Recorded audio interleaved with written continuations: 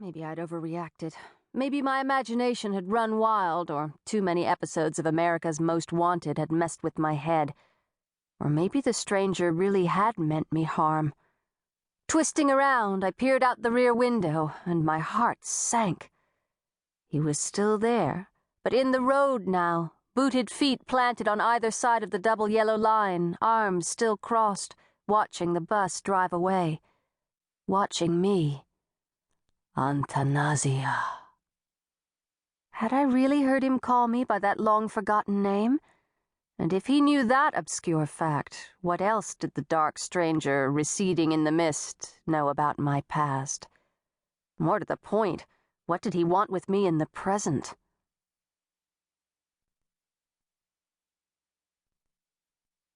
Chapter 2. So that pretty much sums up my summer at camp. My best friend Melinda Sue Stankiewicz sighed, pulling open the heavy glass door to Woodrow Wilson High School. Homesick kids, sunburn, poison ivy, and big spiders in the showers. Sounds like being a counselor was awful, I sympathized as we entered the familiar hallway, which smelled of cleanser and fresh floor wax. If it helps, I gained at least 5 pounds waitressing at the diner. I just kept eating pie every time I got a break. You look great, Mindy waved off my complaint, although I'm not sure about your hair. Hey, I protested, smoothing down my unruly curls, which did seem to be rebelling in the late summer humidity. I'll have you know I spent an hour with a hairdryer and this straightening balm that cost me a week's tips. I trailed off, realizing that Mindy was distracted, not listening to me. I followed her gaze down the hall and toward the lockers. And speaking of looking great, she said, Jake Zinn, who lived on a farm near my family's place, was struggling with his new locker combination. Frowning at a scrap of paper in his hand, he spun the lock and rattled the handle. An obviously brand-new white t-shirt made his summer tan look especially deep, the sleeves hugged tight around bulging biceps. Jake looks amazing, Mindy whispered as we approached my neighbor. He must have joined a gym or something. And did he get highlights? He lugged hay bales all summer in the sun, Min, I whispered back. He doesn't need a gym or bleach in his hair. Jake glanced up as we walked past and smiled when he saw me. Hey, Jess.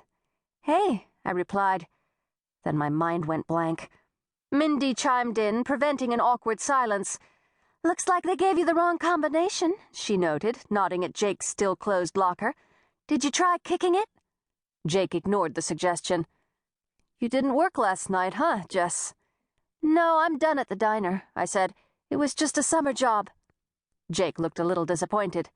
Oh, well, I guess I'll have to catch up with you around school then. Yeah, I'm sure we'll have some classes together, I said, feeling my cheeks get warm. See ya. I sort of dragged Mindy along with me down the hall. What was that all about? She demanded when we were out of earshot. She glanced over her shoulder at Jake. My face grew warmer. What was what all about? Jake looking all sad that you quit the diner. You turning bright red. It's nothing, I advised her. He came in a few times near the end of my shift and gave me a ride home. We hung out a little. And I am not red. Really? Mindy's smile was smug.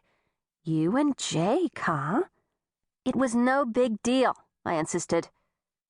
The gleam in Mindy's eyes told me she knew I wasn't being completely honest.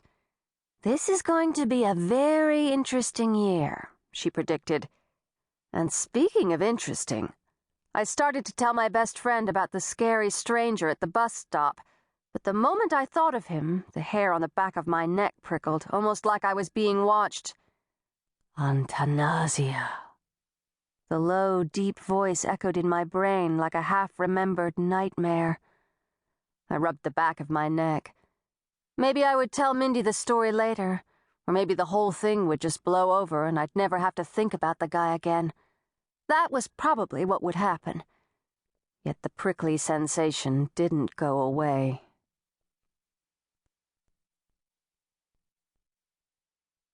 Chapter 3.